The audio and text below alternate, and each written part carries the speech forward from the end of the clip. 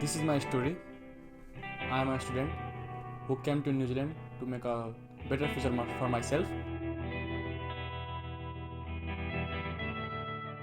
So कुछ एक साल पहले मैं न्यूजीलैंड आ गया था। मैं अभी 22 साल का हूँ। जब मैं 21 साल का था तो मैंने नेपाल छोड़ दिया था। मेरे पापा नहीं चाहते थे कि मैं उन लोगों को छोड़कर यहाँ पर आऊँ, पर मुझे मेरी फ्रीडम चाहिए थी और मुझे अपने आप में कुछ ढूंढना था कि मैं क्या कर सकता हूँ, लाइफ में कुछ आगे बढ़ सकता हूँ कि नहीं बढ़ सकता हूँ। तो इसलिए मैं दुनिया से लड्ने, एक जंग लड्ने मैं न्यूजीलैंड आ गया। जुन मैले यो डिसिजन लिएँ त्यो लास्टै कठिन डिसिजन थियो। चाहेर नचाहेर पनि मेरो बुवा आमाले मलाई स्वीकृति दिनुभयो कि छोरा तिमी बाहिर गएर पढेर आऊ। उहाँहरूको मनमा त यही थियो कि मेरो छोरा मैसँग रहोस्, मैसँग हाँसी खुसी हामीसँग बसोस्।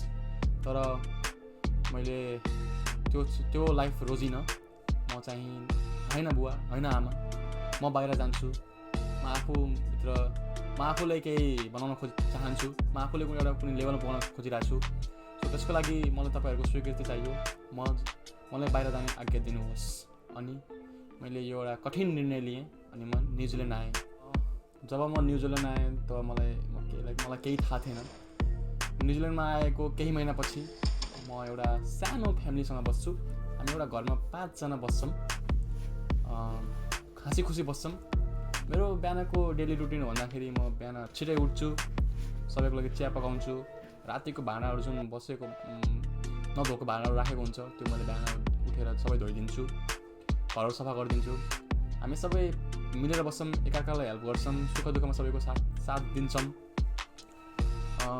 कहिले कस्तो मनभित्र रिस उठिरहेको हुन्छ कि होइन सबै काम मैले एक्लै गर्न परिरहेछ, साथीहरूले केही गर्न खोजेको छैनन्, किनकि जस्तै कि धेरै जस्तो काम मतलब बिहान छिटो उठेको काम मेरै हो। अनि सबैको चिया पकाइदिने, सबैको रुममा गएर चिया दिने। अनि मनभित्र कहिले कस्तो लाग्छ कि होइन यार मैले यहाँ के गरिरहेको छु, सेवा गर्न आएको होइन। तर पछि रियलाइज हुन्छ होइन, सबैले सुख दुःखमा साथ दिनुपर्छ। दाइहरूले पनि मलाई धेरै हेल्प गर्नुपर्छ, परेको बेलामा हेर्नुपर्छ मलाई। यस्तो होइन कि मलाई छोडिदिनु पर्छ, परेको बेला लास्ट हेल्प गर्नुपर्छ। सो म चाहन्छु कि हामी जहाँ जोसँग बसेछौँ मिलेर बसौँ, हाँसी खुसी बसौँ, एकअर्कालाई हेल्प गरौँ, त्यही मेरो भनाइ हो। तो हम लोग यहाँ पर रूम शेयर करके रहते हैं। तो मेरा एक दोस्त है शक्ति जसवाल, जिसके साथ मैं आया हूँ न्यूजीलैंड। हम लोग स्कूल लाइफ से फ्रेंड हैं, फिर भी रूम शेयर करने में प्रॉब्लम होती है क्योंकि एक अपनी प्राइवेसी होती है, एक अपना पर्सनल लाइफ होता है। तो हम लोग यहाँ पर रेंट सस्ता होगा कह के, पैसे थोड़े बच जाएंगे कह के हम लोग रूम शेयर करते हैं। पर उसमें हम दोनों को डिस्टर्बेंस होती है। जैसे कि रात को मैं कभी लेट आया, वो सो रहा होगा तो मेरे आने के आवाज़ से वो उठ जाएगा, उसको डिस्टर्ब हो जाएगा। या फिर मैं सो रहा हूँ अपने घर में बात कर रहा होगा या फिर गर्लफ्रेंड से बात कर रहा होगा तो उसमें मुझे डिस्टर्ब होगी। पर हम लोग अभी कंप्रोमाइज़ कर रहे हैं क्योंकि हम लोग अभी स्टूडेंट लाइफ में हैं, ज़्यादा पैसे हम लोग पास होते नहीं हैं। तो हम लोग पैसे बचाने के लिए हम लोग रूम शेयर करते हैं, सब लोग ग्रोसरी शेयर करते हैं हम लोग। सो अभी मिल बांट के सब लोग रह रहे हैं। While on a student visa we are allowed to work only 20 hours of a week. That is not enough for us. In that money we have to pay our rent, bills, groceries, fuel for the car. मैं एक super market में काम करता हूँ, मैं cleaning का। तो रात को 12-1 बज जाते हैं आते आते। एक मेरा दोस्त था, वो कुछ साल पहले यहाँ पर आया था, वो एक रेस्टोरेंट में काम करता था। वो रेस्टोरेंट से रोज़ 6 किलोमीटर चल के जाता था और 6 किलोमीटर चल के आता था। चाहे रात को बारिश हो, हवा चल रही हो, ठंडी हो, उसको कोई फ़र्क नहीं पड़ता था। लाइफ एक डिफ़िकल्ट मोड पे है यहाँ पर न्यूजीलैंड में। जैसे कि हम लोग देखते हैं बाहर से कि हाँ भाई तुम बाहर हो, तुम तो मज़े में जी रहे होगे, पर वो ऐसा नहीं है। ये हम लोग को यहाँ पर दिन रात काम करना पड़ता है, फिर भी खाने पीने के लिए पूरे पैसे नहीं पुगते। कभी कभी तो रात को खाना भी नहीं खाते, वैसे सो जाते हैं क्योंकि घर में ग्रोसरी खत्म जाती है। तो ऐसा ही चल रहा है अभी लाइफ न्यूजीलैंड को। अगर किसी दिन हम लोग को असेसमेंट करना पड़े तो हम लोग रात भर नहीं सोते हैं, असेसमेंट करते हैं और सुबह जल्दी उठ के 8:30 बजे उठ के कॉलेज जाना पड़ता है। तो हम लोग तो शायद आज तक कभी भी मैंने सुबह खाना खा के कॉलेज नहीं गया हूँ। ये मेरा रिकॉर्ड है यहाँ का 1 साल में। क्योंकि अगर भाई तुम रात को 2-3 बजे तक काम कर रहे हो, असिस्टेंट कर रहे हो, तो सुबह उठ के 6 बजे उठ के तुम नास्ता नहीं बना सकते। हामी जुन कार किन्छौँ त्यसमा हामीले रेजिस्ट्रेसन गराउनुपर्छ, वारेन्ट अफ फिटनेस गराउनुपर्छ, सर्भिसिङ गराउनुपर्छ। अनि त्यो सब पैसा चाहिँ हाम्रो त्यही सेभिङ काम लाग्छ जुन हामीले 20 घन्टा पैसा बचाएको हुन्छौँ। त्यो पैसा हामीलाई इनफ हुन्न। इफ गाडीमा केही प्रब्लम कसै कुनै प्रब्लम आयो भने त्यो हाम्रो लागि एउटा अनप्लान्ड एक्सपेन्डिचर हुन्छ जुन हामीले सक्दैनौँ। हम लोग पैसा कमाते हैं, बचाते हैं, घर बेचते हैं, कितने लोग घर बेचते हैं, उन लोग को अपना लोन क्लियर करना पड़ता है। तो मेरा फर्स्ट ईयर का फ़ी था $15,000 जो मैंने नेपाल से पे किया था, और मेरा सेकेंड ईयर का फ़ी है $12,200 है जो मुझे खुद कमा के पे करना पड़ेगा। इसके लिए मुझे शायद कुछ एक्स्ट्रा आवर काम करना पड़े, आउटसाइड में जाके घंटे लगाने पड़े। हम लोग नेपाल और इंडिया कहीं से भी हैं, हम लोग की मदर टंग नेपाली है या फिर हिंदी है, और हम लोग को इंग्लिश उतना अच्छा आता नहीं है, और यहाँ की फर्स्ट लैंग्वेज है इंग्लिश जो, और यहाँ का जो कीवी एक्सेंट है वो काफ़ी डिफ़िकल्ट है हम लोग को समझने में। काफ़ी लोग इंग्लिश की वजह से जॉब नहीं पाते हैं। मैं जब शुरू में आया था तो मुझे इन लोग की भाषा कुछ समझ में आ ही नहीं रही थी, ये लोग क्या बोलते थे कुछ समझ में आ नहीं रहा था, और ये लोग हमारे भी एक्सेंट नहीं समझ पाते, तो इसलिए हम लोग को कम्युनिकेशन करने में बहुत प्रॉब्लम होती है। तो यही एक मेन प्रॉब्लम है, हम लोग शायद जॉब अच्छा जॉब नहीं पा सकते हम लोग यहाँ पर अभी। तो जब मैं न्यूजीलैंड में पहली बार आया, मैं जब पहली रात को न्यूजीलैंड में उतरा, तो अनजाना देश, अनजानी सड़क, अनजान रातें, कुछ समझ में नहीं आ रहा था मैं क्या करूँ। तो मुझे जो लेने आने वाला था वो आया नहीं, उसने मेरा फ़ोन नहीं उठाया, तो मैं बहुत परेशान हो गया था। तो मैं मतलब क्या करूँ क्या ना करूँ, मुझ दिमाग में कुछ समझ में नहीं आ रहा था। सोच रहा था कि कब सुबह हो, कब मैं टिकट काटूँ, कब वापस नेपाल चला जाऊँ, मुझे यहाँ पर नहीं रहना, मैं जा रहा हूँ नेपाल।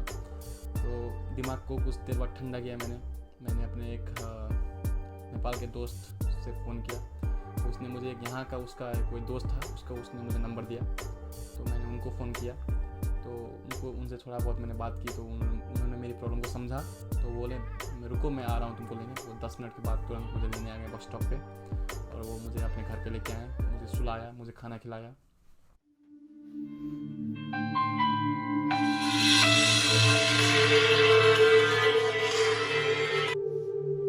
इसमें पंकज म अरविन्द सुवाल ल तिमीले ओके मैले बुझेँ ल, म त्यहीँ आएर कल गर्छु, तिमी त्यही बस स्ट्यान्डमै बस ल, म 5 मिनटमा आइहालेँ। Okay fine, okay bye bye bye by.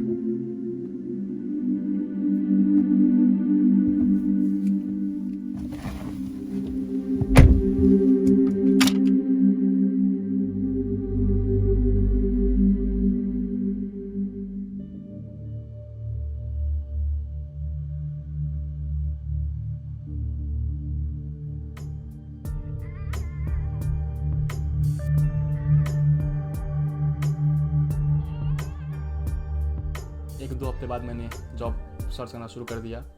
तो जॉब सर्च करते वक्त मेरे पैसे ख़त्म हो रहे थे और मेरे पास कोई इनकम सोर्स नहीं था, तो उस टाइम काफ़ी डिफ़िकल्ट हो रहा था मैनेज करना सब कुछ।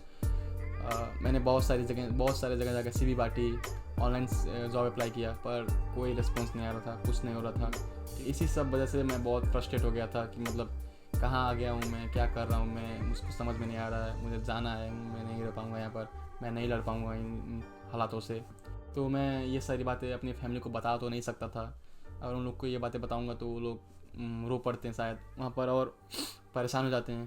तो मैं उन लोग को ये परेशानी देना नहीं चाहता था। मैं ये सब मुश्किल हालातें अपने अंदर ही छुपा के रखता था। जब भी मैं अपनी मम्मी से बात करता था तो मैं बहुत कंट्रोल करता था कि मैं उनके सामने रो ना पाऊँ, और जैसे ही फ़ोन लगता था मैं बहुत इमोशनल होता था। मैं शायद मैं कितनी बार मैं रोया था अपनी मम्मी से बात करने के बाद, और शायद मुझे लगता है मेरी मम्मी भी वहाँ पर रो रही होंगी जब मुझसे बात करने के बाद वो फ़ोन रखती होंगी। ऐसे ही है, हालात कटते गए। नई सवेरा आया, कुछ लोगों ने हेल्प किया, जॉब मिला। शुरू में कुछ अच्छा जॉब नहीं मिला था, जो मिला वही करना पड़ा, परिस्थिति ने साथ दिया। अभी कुछ एक लेवल पे पहुंच गया हूँ। काफ़ी स्ट्रगल किया है 1 साल में, काफ़ी जगह पर जॉब चेंज किया है, काफ़ी लोगों ने बहुत कुछ सुनाया है, काफ़ी लोगों ने मुझे मैनिपुलेट किया है, यूज किया है, और कुछ लोगों ने तो अच्छी एडवाइस भी दी है। जब म सुरुमा न्युजिल्यान्ड आएँ, मलाई यो न्युजिल्यान्ड एसेन्ट यति पनि बुझ्थेन। यिनीहरूले बोलेको टाउको माथिबाट जान्थ्यो, मैले बोलेको तिनीहरूको टाउको माथिबाट जान्थ्यो। सो केही बुझ्न गाह्रो हुन्थ्यो हामीहरूलाई, एकाअर्कालाई कमेन्ट गर्न बहुत लास्टै गाह्रो हुन्थ्यो। धेरै मान्छेहरूले मजाक पनि उडाएन, तँलाई इङ्ग्लिस बोल्न आउन्न, तँलाई यो अनि धेरै मान्छेहरूले सपोर्ट पनि गरेन कि होइन यसरी होइन यसरी बोल। सो लाइफमा मैले सबै टाइपको मान्छे भेटेँ, राम्रो नराम्रो, कसले तिमीलाई युज गर्छन्, कसले तिमीलाई एउटा राम्रो ट्रैक दिखाउँछन्, यही सब कुरा हो। बहुत लोग यहाँ पर मैंने देखा है वो अपने को बहुत 30 मार खान समझते हैं। उन लोगों को लगता है कि उन लोगों को सब कुछ पता है, वो सब कुछ पहले से सीख के आए थे। तो हम लोग जब जैसे उनके सामने जब आते हैं तो वो लोग हम लोग का फ़न करते हैं, मजाक करते हैं, वो सपोर्ट नहीं करते हैं हम लोग को उन हालात में। तो मैं कहना चाहूँगा कि भाई तुम भी तो वहीं से आए हो जहाँ से हम आए हैं, तुम्हें तो सब कुछ पेट से सीख के तो नहीं आया था। तो सपोर्ट करो, एक दूसरे की हेल्प करो, मजाक मत उड़ाओ। बहुत लोगों ने मुझे नीचा दिखाया, बहुत लोगों ने मेरा मजाक उड़ाया, पर मैं लाइफ में आगे बढ़ता गया। और मुझे एक ही बात थी जो मुझे मोटिवेट करती थी लाइफ में आगे बढ़ने की, वो थी कि मेरे पापा मम्मी ने मुझे यहाँ पर भेजा है। उनके बहुत सारे एक्सपेक्टेशन हो गए मुझसे कि मेरा बेटा बाहर गया है, कुछ तो करेगा। मेरा एक ड्रीम भी है न्यूजीलैंड में कि मैं एक रेस्टोरेंट का ऑनर बन जाऊँ कुछ साल बाद। शायद पूरा हो ना हो उसके वो डिपेंड, वो मुझे फ़र्क नहीं पड़ता, पर मुझे हार्ड वर्क करना है। तो यही सब बातें मैं लेके आगे बढ़ रहा हूँ कि एक दिन मुझे कामयाबी की बुलंदी छूनी है, चाहे जो हो जाए। तो उसके लिए मैं चाहे कुछ भी करूँगा, दिन रात काम करूँगा, मेहनत करूँगा और एक दिन अपने सपने को पूरा करूँगा। सो इन द एंड मैं एक शॉर्ट एंड स्वीट मैसेज देना चाहूँगा सबको जो न्यूजीलैंड नहीं दुनिया के किसी भी कोने में जाते हैं कि भाई पहली बात कि तुम ड्राइविंग सीख कर आओ और ड्राइविंग लाइसेंस लेकर आओ। और यहाँ का ड्राइविंग नियम और रूल बहुत ही डिफरेंट है हमारे कंट्री से। तो आते ही मतलब कुछ ऐसा गलत काम मत कर दो कि तुम्हें तुरंत ही अपने देश वापस जाना पड़े, वो तुम्हारे मम्मी पापा के लिए बहुत ही शर्मिंदा भरी बात होगी। और मेन बात कि तुम दारू पी के गाडी कभी मत चलाउनु। अर्को कुरा भन्न चाहन्छु कि इङ्ग्लिस सिकेर आउनुहोस्, इङ्ग्लिसले धेरै प्रभाव पार्छ। इङ्ग्लिस मुभिजहरू हेर्नुहोस्, इङ्ग्लिस सङहरू सुन्नुहोस्, त्यसले गर्दा हामीलाई इङ्ग्लिस बुझ्न अलिकति सजिलो हुन्छ, जुन हाम्रो लागि एउटा प्लस पोइन्ट हुन्छ यहाँ आएपछि। किनकि हिन्दी, नेपाली, चाइनिज, कोरियन यहाँ कोहीले बुझ्दैनन्, यहाँ बुझ्ने भनेको सबैले इङ्ग्लिस हो। सो मेन फोकस इङ्ग्लिसमा गर्नुहोस्, अनि त्यो चाहिँ अलिकति सुधारेर आउनुहोस्। हम लोग जब नेपाल, इंडिया कहीं भी होते हैं अपने कंट्री में तो सोचते हैं कि विदेश ऐसा होगा वैसा होगा, बड़ी बड़ी बिल्डिंगें, बड़ी बड़ी गाड़ियाँ, लाइफ रॉक एंड रोल होगी। तो उतना एक्सपेक्टेशन लेके मत आओ, क्योंकि जब मैं आया तो मेरा लाइफ एक्सपेक्टेशन वर्सेस रियलिटी हो गया था। तो मैं नहीं चाहता कि जो मैंने फेस किया वो और कोई फेस करे। ज़्यादा एक्सपेक्टेशन लेके मत आओ। तुम्हें आते ही तुम्हें सब कुछ नहीं मिल जाएगा, तुम्हें जॉब आते ही नहीं मिल जाएगी, तुम्हें रूम आते ही नहीं मिल जाएगी, तुम्हारी इंग्लिश इतनी अच्छी नहीं हो जाएगी आते ही, तुम्हें तुरंत गाड़ी चलाना नहीं आ जाएगा, तुम यहाँ के वातावरण से तुरंत नहीं मिल पाओगे, तो सब में टाइम लगेगा। तो इसलिए उतना एक्सपेक्टेशन, हाई लेवल एक्सपेक्टेशन लेके मत आओ, थोड़ा डाउन टू अर्थ ही आना जब आना। तो यहाँ ऐसे लागु पदार्थमा नलाग्नु होला, ड्रग्स, गाँजा, रक्सी, चुरोटसँग अलिकति टाढै बस्नु होला। यो सबमा सुरुमा त यो सब गर्दा मजा आउँछ, तर पछि यसमा घुली मिलेपछि यसबाट निस्किन लास्टै गाह्रो हुन्छ। So stay away from drugs specially. In the end I would like to say that work hard, make your family proud, achieve your goal. That's it. Namaste. Kia ora.